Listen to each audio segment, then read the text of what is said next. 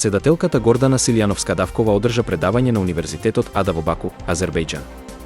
Таа зборуваше за владеењето на правото, демократските принципи и предизвиците со кои се соочуваат модерните демократии.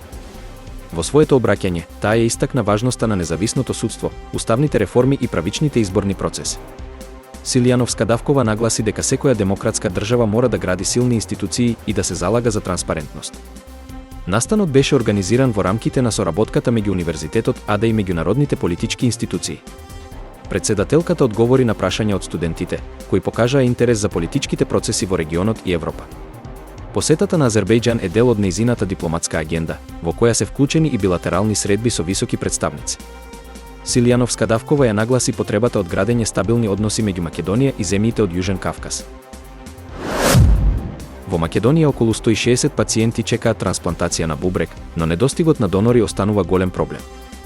Лекарите предупредуваат дека многу пациенти премногу долго остануваат на дијализа, што го загрозува нивното здравје.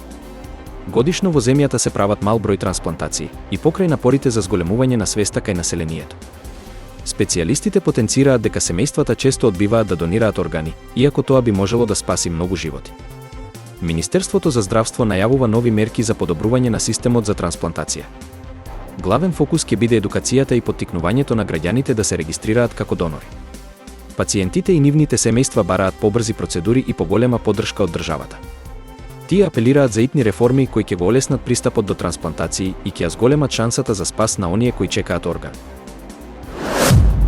Шведскиот претприемач и еден од основачите на ДПРД, Карл Улф Стур Лундстром, загина во авионска несреќа на Велика планина во Словенија. Неговиот авион полетал од Загреб кон Швајцарија, но се урнал во понеделникот, а остатоците биле пронајдени во вторникот. Според локалните медиуми, делови од авионот паднале врз куќа, но нема извештаи за дополнителни жртви. Лундстром, кој сам го управувал авионот Мунием 20, бил единствениот патник во леталото. Покрај неговата улога во создавањето на ДПРД, тој беше познат како десничарски екстремист и кандидат на партијата Алтернатива за Шведска. Неговата партија на платформата X го нарече легенда и ветеран на шведскиот национализам. Несреќата ја истражуваат словенечките власти, а причините за падот на авионот засега остануваат непознати. Европската унија подготвува остар одговор на најавените американски царини, кои можат значително да влијаат на европските извозници. Брисел најавува контрамерки со цел да ги заштити своите економски интереси. Според извори од ЕУ, се разгледуваат повеќе опции, вклучително и зголемени давачки за одредени американски производи. Европските лидери предупредуваат дека трговскиот конфликт би можел да ја наруши економската стабилност на двете страни. Вашингтон тврди дека царините се неопходни за заштита на домашното производство, но Брисел оценува дека тие се неправедни и штетни за глобалната трговија. Официјални представници од ЕУ веќе започнале дипломатски контакти за да спречат ескалација. Очекувањата се дека конечната одлука за европските контрамерки ќе биде донесена во наредните недели. Доколку САД не се повлечат, ЕУ е подготвена да преземе конкретни чекори за одбрана на својата економија.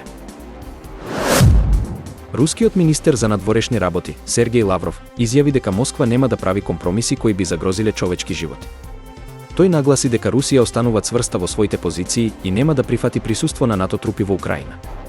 Портпаролката на Лавров, Марија Захарова, утринава истакна дека Русија самостојно носи одлуки без влијание од надвор. Таа потенцираше дека политиката на Москва не е резултат на странски притисоци или договори, туку се формира внатрешно. Изјавите доаѓаат во време на засилени тензии меѓу Русија и Западот, особено во контекст на конфликтот во Украина. Кремљ продолжува со остар став кон секоја можност за воено присуство на НАТО во регионот. Западните аналитичари оценуваат дека Москва испраќа јасна порака дека нема да дозволи никаква промена на теренот што би ја ослабела нејзината позиција. НАТО засега не реагира официјално на најновите руски предупредувања.